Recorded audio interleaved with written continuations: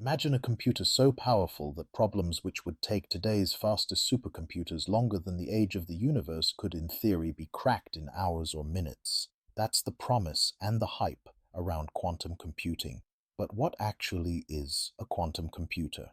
Is it a magical box that instantly solves everything? Will it break all encryption and end privacy? Or is it mostly an overhyped science project?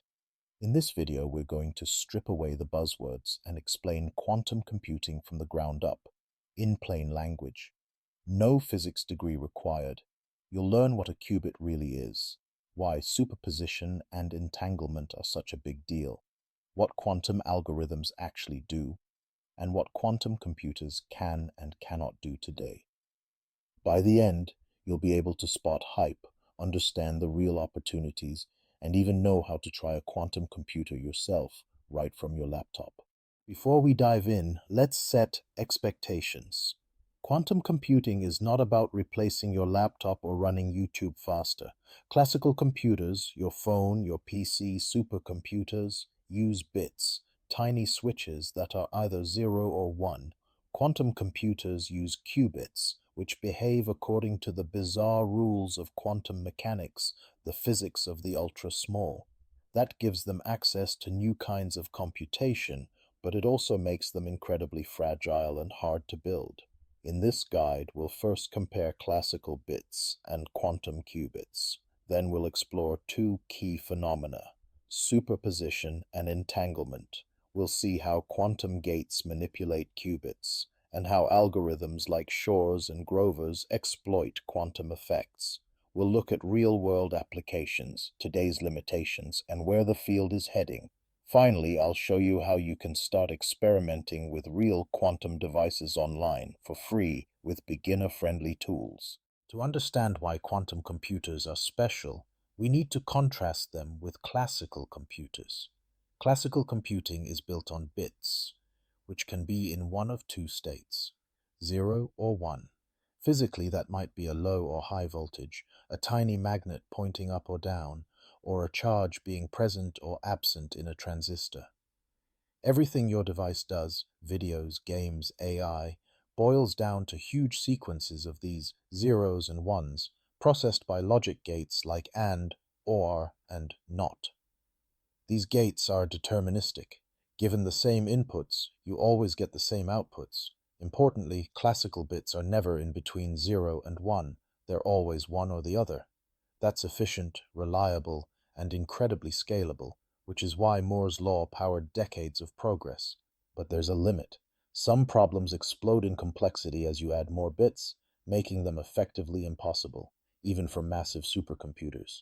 This is exactly where quantum computing enters the story. Quantum computing's core unit is the qubit, or quantum bit.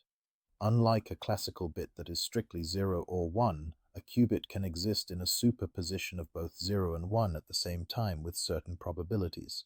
Think of a classical bit as a coin lying flat. It's either heads or tails. A qubit is more like a coin spinning in the air. Until you measure it, it has some chance of landing heads and some chance of tails. Mathematically, we describe a qubit state as a combination of 0 and SHA-1 with complex amplitudes, often visualized on a sphere called the Bloch sphere. Physically, qubits can be implemented using superconducting circuits, trapped ions, photons, or even defects in crystals. But there's a catch. As soon as you measure a qubit, the superposition collapses to a definite 0 or 1. The quantum magic is in how we manipulate these superpositions before measurement to perform computations. Superposition is one of the strangest and most crucial ideas in quantum computing. When we say a qubit can be 0 and 1 at the same time, we don't mean it literally holds both answers like a cheat sheet. Instead, it holds a complex combination of possibilities. With one qubit, that's already more flexible than a classical bit. With two qubits, you can have a superposition of 4 states, 0, 0, 0, 1, 10, and 11. With n qubits, you can, in principle, represent 2 n states at once. This exponential scaling is what makes people excited. 50 qubits can encode over a quadrillion states simultaneously. But here's the subtlety. You can't just read out all those states directly. When you measure, you still get one outcome. The power of quantum computing comes from designing operations that nudge the probabilities so that the right answers become very likely and the wrong ones cancel out through interference. If superposition lets qubits hold many possibilities, entanglement lets them share those possibilities in a deeply connected way. Entangled qubits are correlated so strongly that measuring one instantly tells you something about the other, no matter how far apart they are. Einstein famously called this spooky action at a distance, though no information actually travels faster than light. In computing terms, entanglement creates relationships between qubits that classical bits simply cannot mimic. An entangled pair might always yield opposite results when measured, but until measurement, each qubit individually looks random.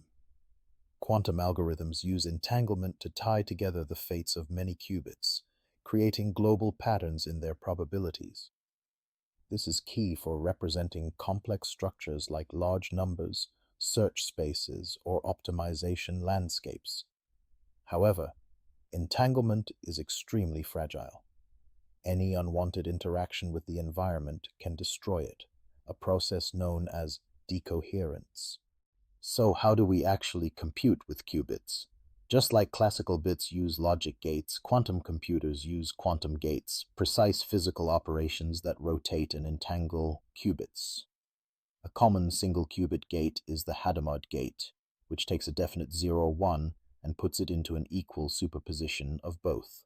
There are rotation gates that tilt the qubit state around different axes of the Bloch sphere. Multi-qubit gates, like the CNOT gate, create entanglement by flipping one qubit only if another is in a specific state. Importantly, most quantum gates are reversible and described by unitary matrices. You can mathematically undo them. A quantum algorithm is basically a carefully designed sequence of these gates applied to an initial simple state, usually all zeros. After the gates, you measure the qubits. If the algorithm is well designed, the measurement gives the right answer with high probability. Quantum mechanics is inherently probabilistic, and quantum computing exploits this using interference. Think of waves on water. When two waves meet, they can add up constructive interference or cancel out destructive interference. Quantum amplitudes behave like waves. In a quantum algorithm, we arrange gates so that paths leading to wrong answers interfere destructively, canceling each other, while paths to correct answers interfere constructively, boosting their probability. This is the heart of algorithms like Shor's and Grover's. The art of quantum algorithm design is figuring out how to encode a problem into a quantum state, apply transformations that create the right interference pattern, and then measure in a way that reveals the solution efficiently. You never see all the intermediate possibilities, you only see the final statistically biased outcome. Running the algorithm multiple times lets you build confidence in the result. One of the most famous quantum algorithms is Shor's algorithm, which factors large numbers exponentially faster than the best-known classical methods. Why is that a big deal? Modern cryptography, like RSA, relies on the fact that factoring, say, a 2048-bit number, hundreds of digits long, is practically impossible for classical computers within any reasonable time. Shor's algorithm uses superposition to explore many possible factors in parallel and quantum Fourier transforms to amplify the correct periodicity structure of the problem. The result? In theory, a sufficiently large, error-corrected quantum computer could break much of today's public key encryption. We're not there yet. Current machines are far too small and noisy. But the potential has already motivated the development of post-quantum cryptography, new encryption schemes designed to resist attacks even from powerful quantum computers. Another key quantum algorithm is Grover's algorithm, which accelerates unstructured search. Imagine you have an unsorted database of n items and you want to find the one that satisfies some condition. Classically, in the worst case, you'd check about n2 items on average. Grover's algorithm can do this in roughly n steps, a quadratic speedup. For huge n, that's significant, though not as dramatic as Shor's exponential speedup. Grover's doesn't magically guess. It starts with a superposition over all possibilities, then repeatedly applies two operations. One that flips the sign, phase, of the correct answer, and another that inverts amplitudes around the average. Together, these steps amplify the probability of the correct item and suppress others. After about n iterations, measuring is very likely to return the right answer. Grover's technique can be adapted to accelerate many search-like and optimization problems. Beyond breaking codes and speeding up searches, where might quantum computing help in the real world?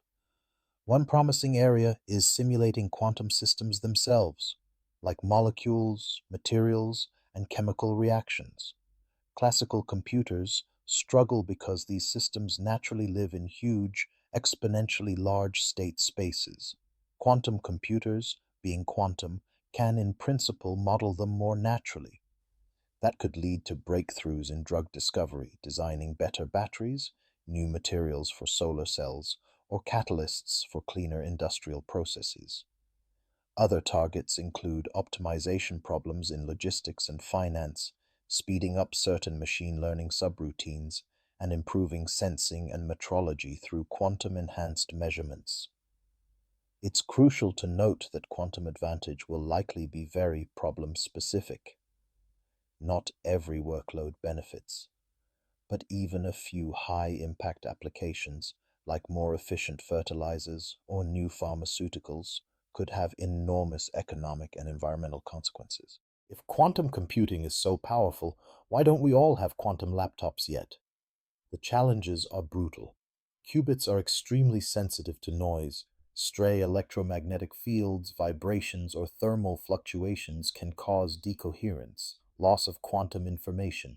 Today's devices, often described as NISQ, noisy intermediate scale quantum, have tens to a few hundred qubits, but they're error-prone and have limited coherence times. Quantum error correction can, in theory, protect information by encoding one logical qubit into many physical qubits, but this demands huge overhead, potentially thousands of physical qubits per reliable logical qubit.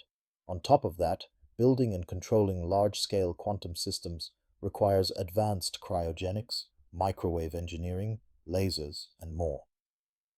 Different hardware platforms, superconducting circuits, trapped ions, photonics, neutral atoms, each have trade-offs, and it's still unclear which, if any, will dominate. Given these challenges, how close are we to practical quantum advantage, where quantum computers do something genuinely useful better than classical ones?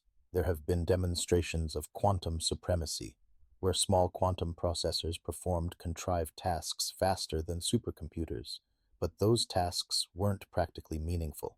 Researchers now focus on finding near-term applications that can tolerate noise and limited qubit counts, like certain optimization heuristics or chemistry approximations.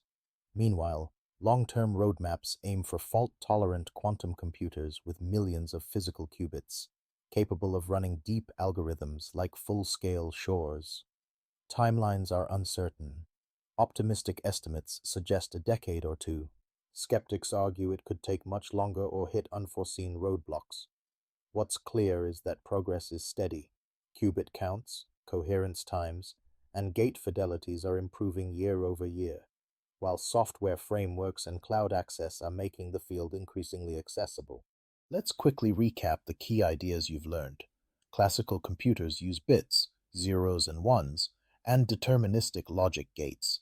Quantum computers use qubits, which can exist in superpositions of 0 and 1 and can become entangled, creating correlations impossible classically. Quantum gates manipulate these states in a reversible wave-like way, allowing interference to enhance correct answers and cancel wrong ones.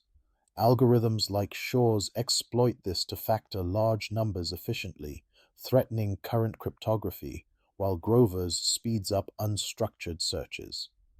The most promising real-world applications lie in simulating quantum systems, advanced materials, chemistry, and specialized optimization and machine learning tasks. However, today's machines are noisy and small. Building large, fault-tolerant quantum computers will require major advances in hardware and error correction. Quantum computing isn't a magic solution to everything, but for certain problems, it could be transformative. If this beginner's guide helped demystify quantum computing, Don't let it stop here. You can actually experiment with real quantum devices today. Platforms like IBM Quantum, Microsoft Azure Quantum, and Amazon Bracket offer free tiers where you can run small circuits on real hardware or realistic simulators. Frameworks like Qiskit, Python-based, make it approachable even if you're not a physicist. Just some basic programming helps. To keep going, I recommend first, replaying sections of this video and pausing to sketch concepts like the block sphere or simple circuits. Second, following an introductory Qiskit or Circ tutorial. Third, reading a gentle textbook or online course on quantum computing fundamentals. If you'd like a follow-up deep dive series covering math, code demos, and hands-on projects, let me know in the comments and subscribe so you don't miss it. Quantum computing is still young. This is a great time to get involved.